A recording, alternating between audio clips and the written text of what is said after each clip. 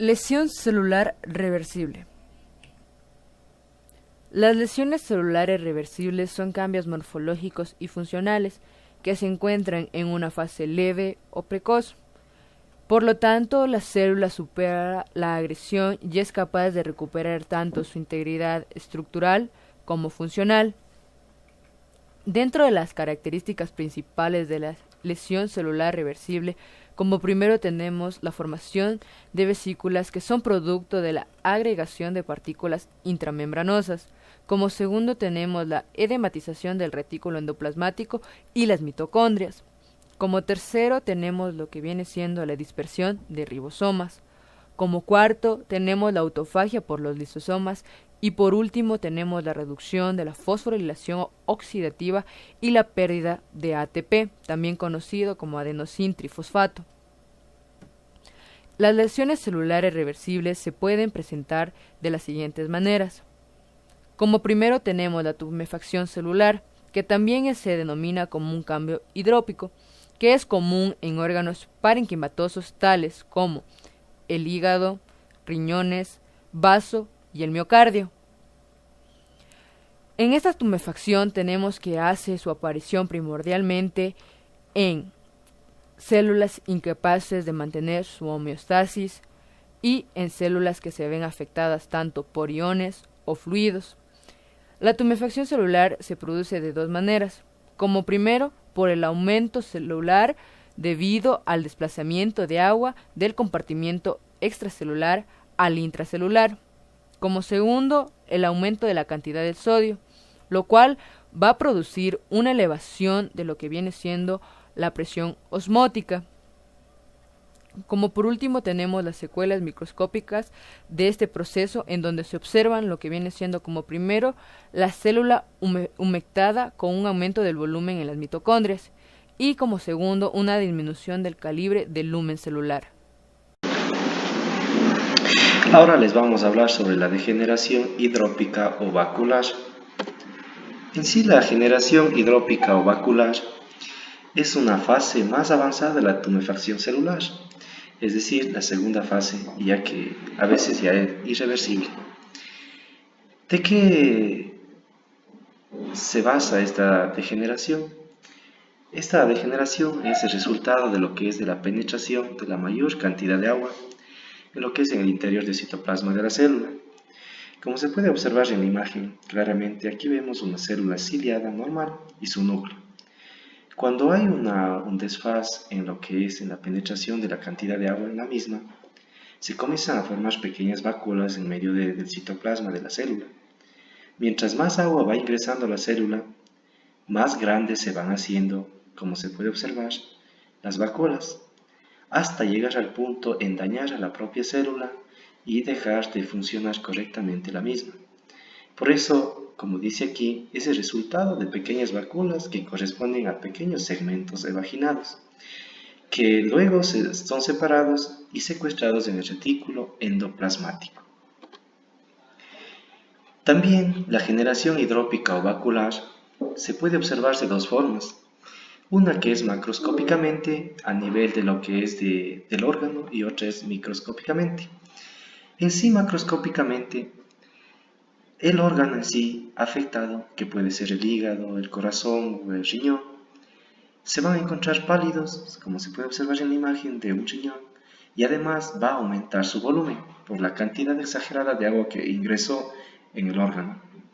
Mientras que microscópicamente se puede observar aquí los túbulos contorneados proximales, en los cuales aquí se puede observar las pequeñas vacuolas que se formaron en cada una de las células.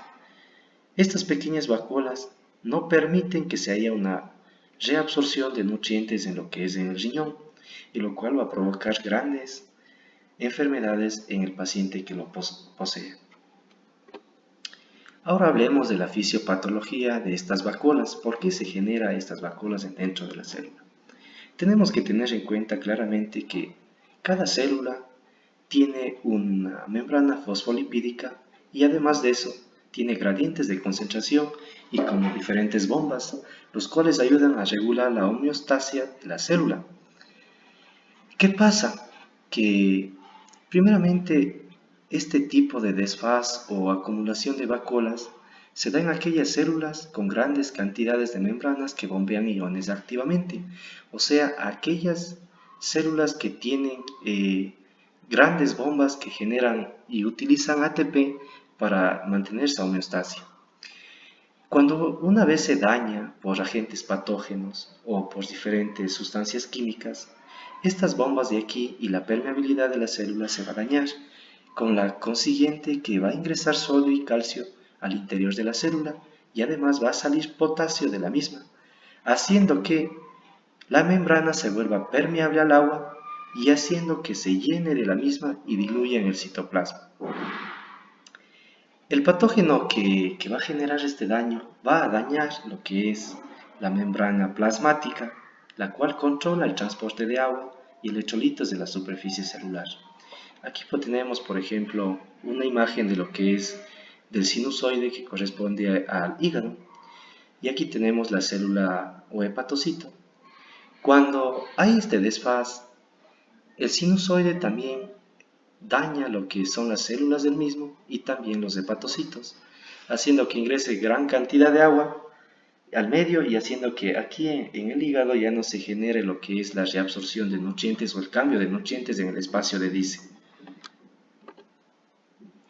Además, cuando la tumefacción celular progresa, estas bombas que delimitan se dañan y haciendo que las membranas se desplacen y los iones y el agua ingresen al citosol, trayendo consigo además que una vez que el agua esté ingresada dentro de la célula, comience a penetrar en las organelas. Y una de las organelas más fluyentes para el agua es el retículo endoplasmático. Por esa razón se le llama con el nombre de degeneración vacular, porque son el retículo endoplasmático quien tiene más cantidad de agua. Entonces, tanto la degeneración hidrópica como la vacular van a terminar como fin o van a tener como fin la lisis celular o la destrucción de la célula, trayendo consigo grandes enfermedades. ¿Qué lugares son propensos para que se produzca este tipo de vacuolas? Se van a presentar en células epiteliales de los túbulos contorneados proximales del riñón. Como se puede observar aquí, claramente se daña el túbulo contorneado proximal del riñón. Otros órganos son el hígado o en el corazón, como explicamos anteriormente. Aquí esta placa histológica es del hígado. Se puede observar claramente aquí los núcleos del hepatocito, pero vemos las vacuolas grandes que están dentro de la célula, los cuales no permiten que se reabsorban los nutrientes. Estos lugares donde se produce el ingreso de agua son gracias a veces a envenenamiento con cloroformo o algunas infecciones o fiebre alta o hipopotasemia cuando reduce el nivel de potasio en la sangre. También se da en lugares donde hay quemaduras solares o una etapa inicial de acidosis luminal o también agentes virales epitelotropos.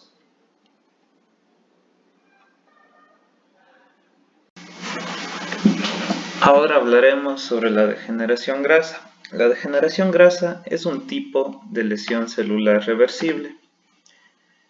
También se denomina esteatosis, cambio graso o infiltración grasosa. A la derecha tenemos dos imágenes, una de un tejido normal y la inferior de un tejido grasoso. La característica principal de la esteatosis es una acumulación irregular de grasa dentro de las células, como observamos aquí. La lesión se presenta mayormente en el hígado. En la imagen superior observamos un tejido normal, donde se puede visualizar los diferentes núcleos y el citoplasma del hígado. En la segunda observamos muchas vacuolas lipídicas, las cuales dificultan la observación de los núcleos del hígado. Los lípidos entran en la estructura celular principalmente para formar triglicéridos o ésteres de colesterol, que son los principales causantes de la esteatosis. Los triglicéridos, como vemos, recorren todo el torrente sanguíneo, opacan lo que son las paredes de los diferentes capilares y así llegan al hígado, mientras que los ésteres del colesterol se transportan por medio de los diferentes eritrocitos para llegar al hígado y provocar la esteatosis. Pero los lípidos no solamente producen esteatosis, también llegan a producir energía. Ahora, la degeneración grasa suele ser consecuencia de tres tipos de agresiones. La primera, que son agresiones hipóxicas. Estas causadas, como ya dijimos, debido a los triglicéridos y a los ésteres del colesterol. Llegan a opacar el oxígeno que llegue al hígado. Las agresiones tóxicas. Las agresiones tóxicas se deben a la ingesta de alimentos contaminados. Entre ellos tenemos el alcohol, que es el principal degenerador hepático. Y la tercera agresión son agresiones metabólicas, debido a un mal funcionamiento del tejido, en este caso el hígado. Ahora, tenemos estas dos imágenes. La primera es una imagen macroscópica, en donde en la izquierda observamos un tejido normal del hígado, que está liso y homogéneo, de una coloración rojiza, parda, mientras que a la derecha observamos un hígado degenerado por esteatosis. Presenta un color amarillo homogéneo y una consistencia grasosa. En la parte inferior observamos una vista microscópica. A la izquierda tenemos un hígado normal, sin presentar mayores vacuolas grasosas, mientras que a la derecha observamos un hígado graso. Aquí vemos las diferentes vacuolas de grasa dentro del citoplasma, lo cual opacan los núcleos del hígado. Además, observamos quistes producto de la lisis celular contigua. Lesión celular irreversible es un cambio en la funcionalidad o morfología celular en la que esta estructura fue sometida a un agente agresor durante un tiempo prolongado y de grave intensidad, siendo imposible que se produzca una reparación. Por lo tanto, este proceso conlleva una muerte celular. Existen dos tipos fundamentales de muerte celular: necrosis y apoptosis, las cuales se diferencian en su morfología y mecanismos durante el desarrollo de una enfermedad, pero ambas poseen un agente causal común. En ocasiones, la apoptosis suele evolucionar a necrosis y la muerte celular en el proceso de autofagia puede presentar muchas de las características de la apoptosis. La necrosis es un conjunto de cambios morfológicos con consecuencia de una desnaturalización de las proteínas intracelulares que afecta la digestión enzimática de la célula.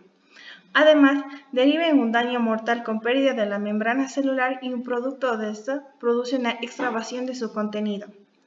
Además, se produce una pérdida del ARN, lo cual determina el aumento de la eosinofilia en la célula.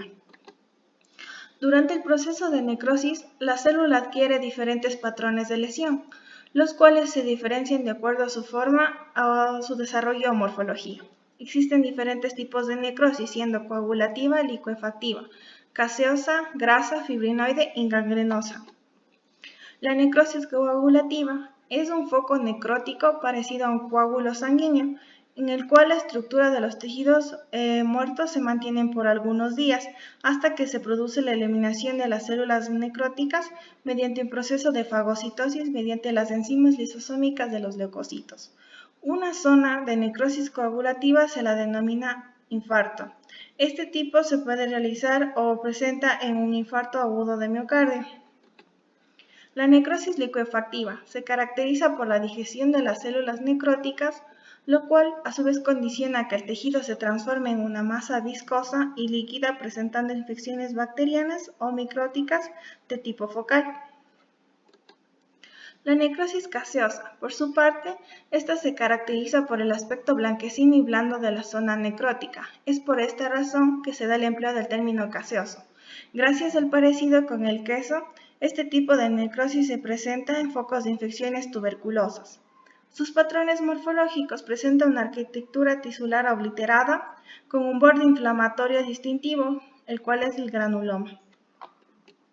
La necrosis fibrinoide son áreas focales de destrucción de grasa debido a la liberación de lispasas pancreáticas que se relacionan con la pancreatitis aguda. Además, es muy común en reacciones inmunitarias de los vasos sanguíneos. como se ve aquí. Además, sus patrones morfológicos presentan un prominente, o sea, un gran complejo de antígenos anticuerpo en las paredes de las arterias. La necrosis grasa se produce cuando se deposita complejos antígeno-anticuerpo en paredes de las arterias. Se producen reacciones inmunitarias que afectan vasos sanguíneos. La mayor característica que presenta se da en la pancreatitis aguda y tenemos que sus patrones morfológicos en los ácidos grasos liberados se combinan con el calcio, produciendo la saponificación de la grasa. La necrosis gangrenosa se produce en tejidos mesenquimales, sobre todo de las extremidades inferiores, por un proceso de isquemia y en general se da debido a la trombosis o arteriopatías del tipo de la arteriosclerosis, arteriopatía diabética o tromboangitis obliterantes. Si no se produce una sobreinfección del tejido necrótico, la isquemia, la deshidratación del tejido y la coagulación de las proteínas estructurales crean una desencadenación de la extremidad que se conoce como nombre de gangrena seca. Si se sobreañade una infección, el tejido sufre una necrosis de tipo coagulativo, lo cual se denomina gangrena húmeda. Apoptosis. La apoptosis es un tipo de muerte celular programada, en el que se van a eliminar las células consideradas innecesarias para el organismo. Está mediada por dos sistemas, el sistema inmunitario y por las citoquinas que son propias del organismo. El proceso de apoptosis consiste, en primer lugar, en la disminución progresiva del citoplasma, que a su vez va a producir una condensación nuclear. También se va a dar la salida de los electrolitos que van a producir que se reduzca el tamaño de la célula. Además, el retículo endoplásmico liso va a formar unas membranas pequeñas denominadas cuerpos apoptósicos. Estos cuerpos apoptósicos van a ser fagocitados, sea por macrófagos o por células cercanas, pero no va a producir inflamación debido a que va a mantener unos factores que se encuentran en el organismo. Dentro del proceso de apoptosis existen 4 estructuras. En primer lugar tenemos los receptores de muerte. Estos actúan como un transmisor de señales para la apoptosis. Están producidos por células T y por macrófagos. Tenemos las proteínas BC1 y 2. Estas van a actuar dentro de la respuesta apoptósicas, en las que se va a producir las proapoptósicas, que son sensores del daño celular frente a agentes agresores. Tenemos también las proteínas P53, que van a ser las que actúan como orden para la ejecución de la apoptosis frente a un daño del ADN. Y por último, las caspasas, mediadas por receptores de muerte. Esta, una vez activa, va a actuar como una cascada activando a las demás.